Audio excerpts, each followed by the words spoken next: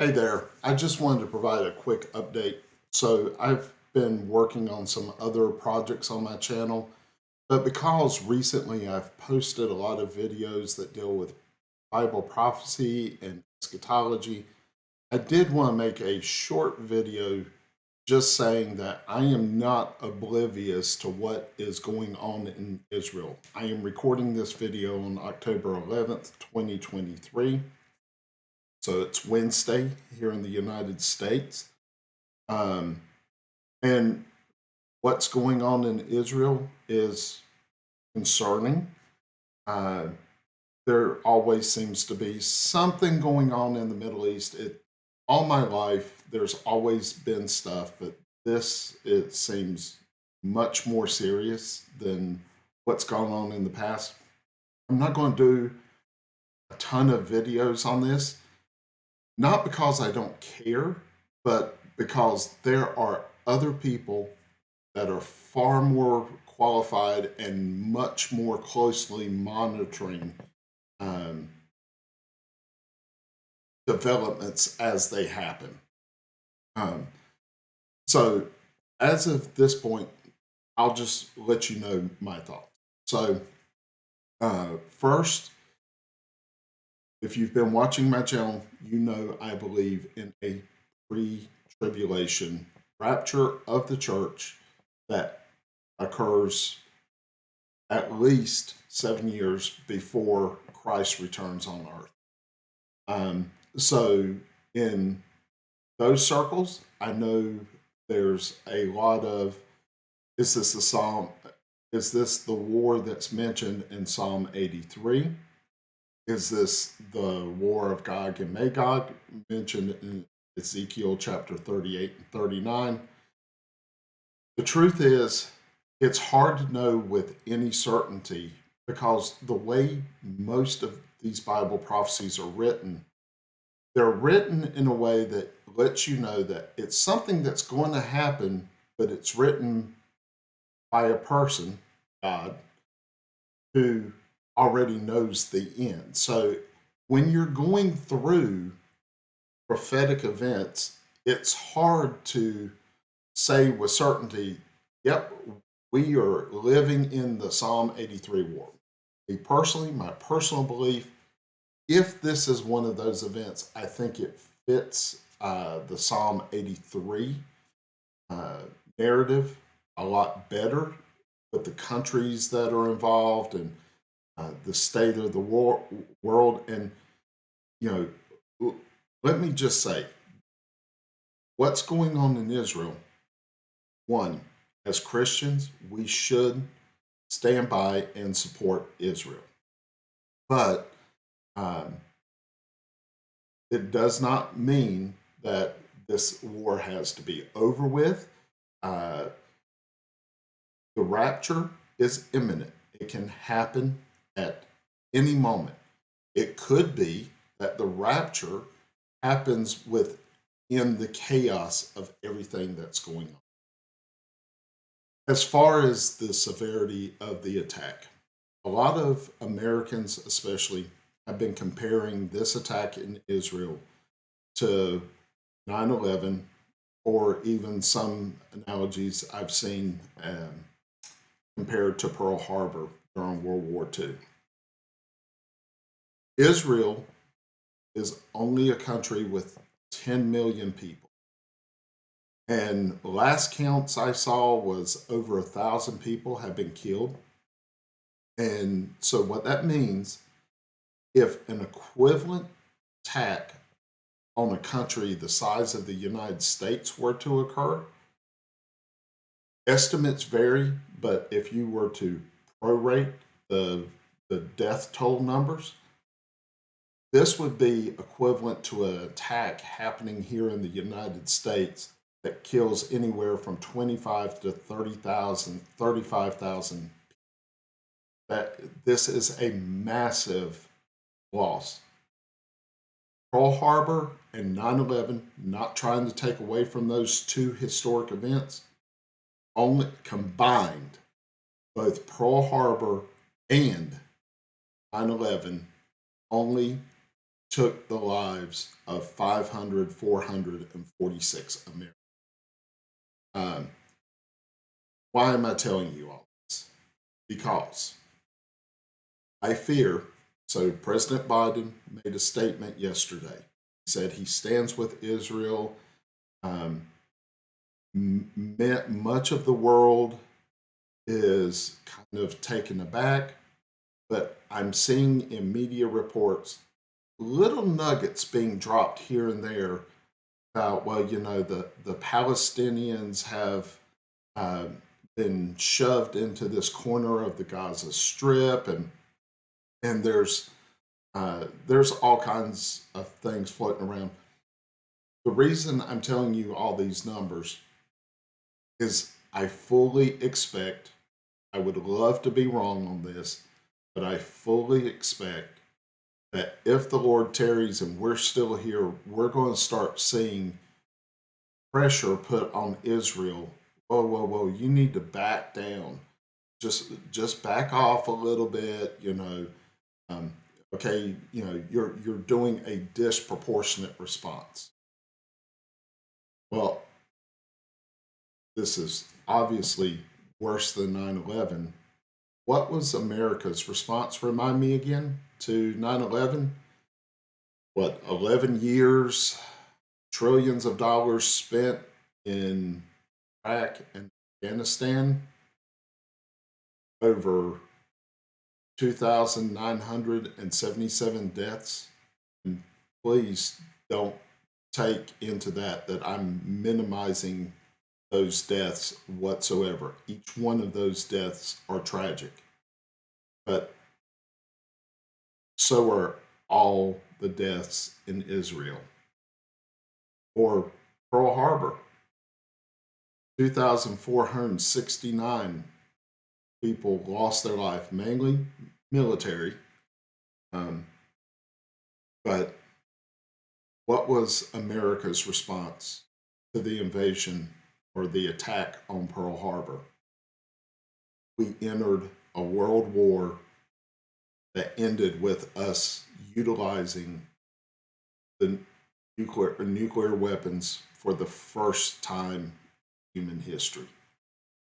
So when you start seeing the media shift the narrative that Israel has a disproportionate response, um, just keep this in mind.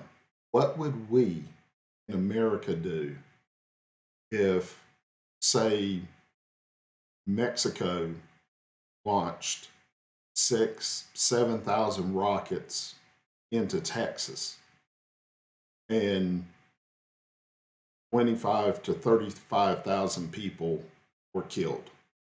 What would the result be? Of course, with current administration, who knows? But before, say, the last 5-10 years, what would America's response have been to such brutal attack? So keep that in mind. As you know, I've made mention on my channel. I believe it's important to always keep myself in check. So I do look at people who are not pre-tribulation rapture folks. And there are those who believe that since 2020, and dates vary, but there are those who believe that we are currently in the tribulation period. Don't want to debate that at this point in this video. But I'm seeing videos from folks that are more on that side of the aisle, talking about, I see donation pages popping up to send money and stuff to Israel. I've seen a couple of videos where Christians, calling themselves the remnant, they almost are getting geared up for paramilitary type action. Like I've seen, I don't want to name any channels here or anything, but I have seen some videos from some of the pre-wrath, post-trib side where videos talking about we're setting up locations in Israel, we're in contact with the Israeli Defense Force, we're going to, we've told them we're willing to do anything to help them. And I'm not saying that's bad, but remember, as Christians, when Jesus was taken prisoner in the Garden of Gethsemane, did Jesus praise Peter when he took out his sword and chopped off the ear of one of the temple guards coming to arrest him? No, he rebuked him. We have to remember as Christians, and this is where the prophecy part comes back, that all this was prophesied thousands of years ago. God is dealing with Israel. Israel is going through this, and through this, we see the end result is Israel will become reconciled to her God. So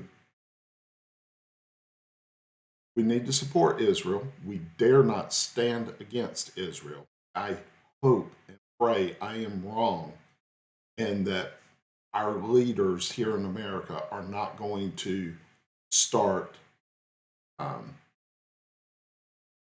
pulling back any aid or anything like that. Also, you may have caught on in some of my videos the whole thing that's been going on between Ukraine and Russia.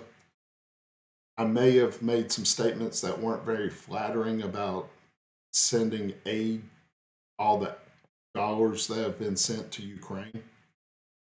But there's a difference between Ukraine and Israel. The numbers I looked up is, and I think this might be on the low side, that Israel is a country because you got to remember the Jews were dispersed for 1900 years and they were living in all countries all over the place.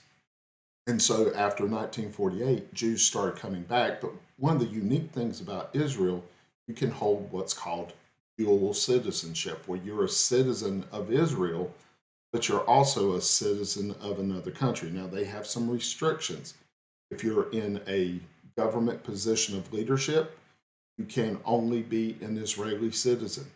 And you cannot hold dual citizenship. In other words, you can't be an Israeli citizen and be a citizen of, say, Iran or a country that's hostile to Israel. But with that being said, one difference between Israel and Ukraine, 2.5% of the Israeli population, that comes up to anywhere, 250 to 300,000 Israelis are also Americans. So that's why America spends so much time involved in it. The last thing, as I assume that the media narrative is going to shift, I think we're going to see Israel, after maybe a couple weeks, I could very well see a scenario where they say, where the media and government start saying, okay, Israel, you've got Hamas on the ropes, you've got Hezbollah on the ropes. All right, back down. Don't need to go too far. When they start doing that, they'll probably start switching the narrative. Then Israel will once again be the bad guy. I've already I told you I've seen them dropping little hints. There's been comments like they've made some comments like, well, all the Palestinians, they're being used as human shields by Hamas terrorists, and they're crammed in this little corner of the Gaza Strip. Don't forget that up until from 1967 to 2004, the Gaza Strip was Israeli property. I don't know how many of you remember this. And for the younger audiences, this you were either not born or you were a young child, but 19 years ago, in September of 2004, then President Bush, working with Ariel Sharon, came up with a peace deal with the Palestinians for a two-state solution. And part of that involved Israel giving the Gaza Strip to the Palestinians. And they did that. And they did it at the cost of, they displaced, I want to say the numbers I read, I should have taken better notes, but this is more off the cuff. They displaced 9,000 Israeli settlers and sent bulldozers in and bulldozed all those houses. In other words, they kicked their own people out of Gaza to give Gaza to those folks. And what has happened? The Gaza Strip was taken over by Hamas, and they have been launching rockets into Israel since I was in Israel in 2008. On our tour, we couldn't go to southern parts of Israel because that was one of the first big pushes. They were shooting rockets from the Gaza Strip into southern Israel. So places we were supposed to go on our tour of the Holy Land, we did not go to, and we had to go to other places, and because of the fighting there at the time. So keep that in mind when you hear that. You'll also probably start hearing that Israel, the Palestinians who are human shields, they have no place to go. Israel needs to stop fighting, needs to let the innocent civilians out. You look at a map, look at the Gaza Strip. Who else borders the Gaza Strip? Egypt does. Why is there absolutely no pressure whatsoever on Egypt? Like, hey, let these civilians come across your border to get out of the line of fire of this fighting that's going on between Israel and Hamas. It's a one-sided, there's two people that can help. If you gave a bunch of land to someone across the street from you, and a whole bunch of people moved in and they shot at you and your family every now and then, they kill some of your family. If they basically start blowing up your whole neighborhood, I mean, I don't know what we're expecting from Israel. So, and this video has gone longer. I'm just kind of thinking out loud and just sharing with you because I just want you to know I'm not detached. I'm not disengaged, but there are better people I'm watching. I would rather you spend your limited time watching them. I mentioned earlier that I have seen sides where they're doing fundraising, taking up money. I haven't had time to look into all these things. All I will say on that is please use discernment. if the Lord leads you to donate money or whatever to help a cause that's supposedly helping Israel, that's between you and God. But you need to do your due diligence and research those things, because I do worry that there are some people who are maybe taking this situation and making a using it to just line their own pockets.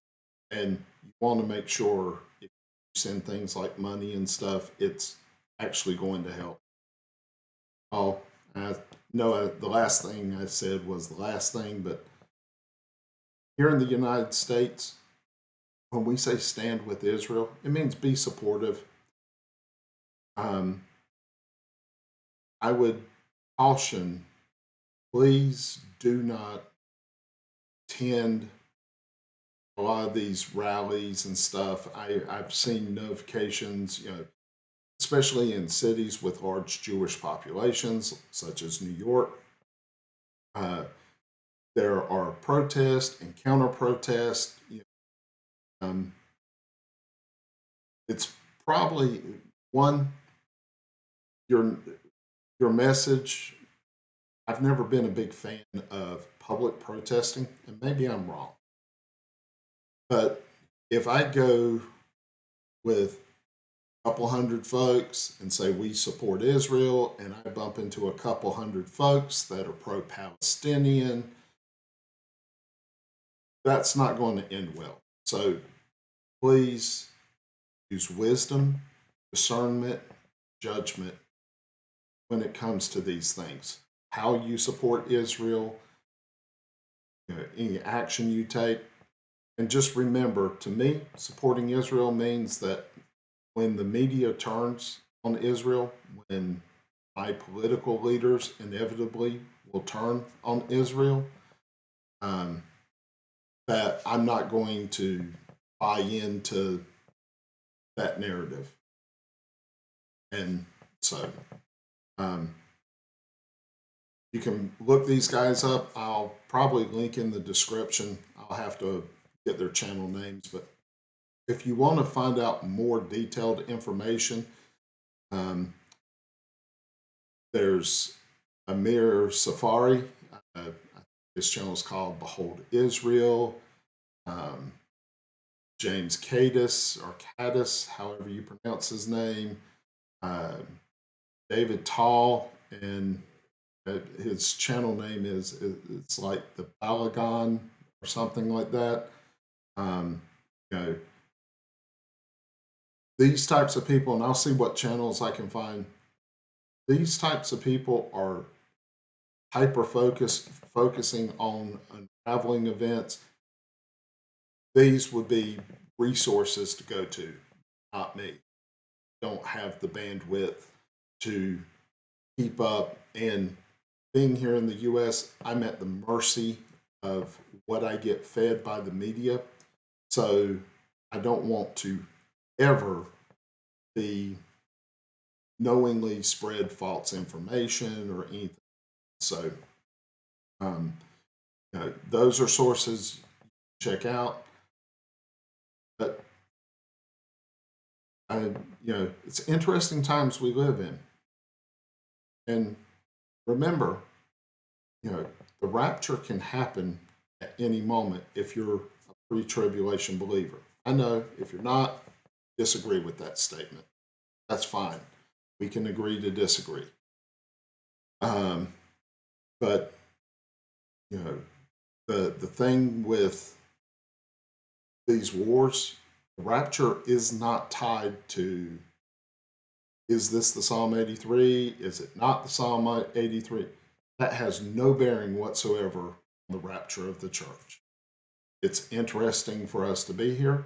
And I will say this, neither does the rapture of the church have to necessarily happen before some of these things.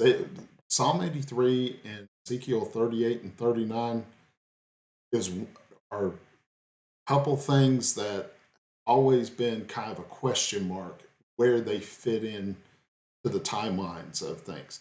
Are they just part of the wars and rumors of wars that are going on?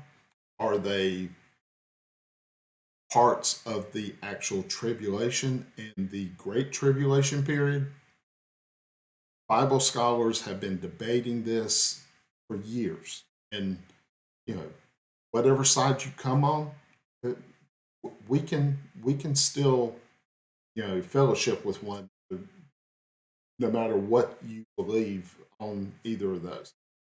But if you're pre-tribulation, you know, and you're seeing this, you're discouraged or you're worried or anything like that, it's not saying that the rapture's got to happen by a certain day, but it's not saying that this is not going to necessarily stop the rapture. Could be, like I said earlier, this could be the wars and rumors of war rolling in to increasing chaos and just the madness of this world. And, the rapture, it's a quick event. It happens in the moment, in the twinkling of an eye. The rapture could be this blip, and maybe that's how the Antichrist is going to be able to deceive so many with the rapture. There's going to be so much else going on distracting people that the rapture will be just one little thing in the midst of all this chaos. So anyway, until next time, don't forget Matthew 6:33, but seek ye first the kingdom of God and his righteousness, and all these things shall be added unto you. Until next time, great day.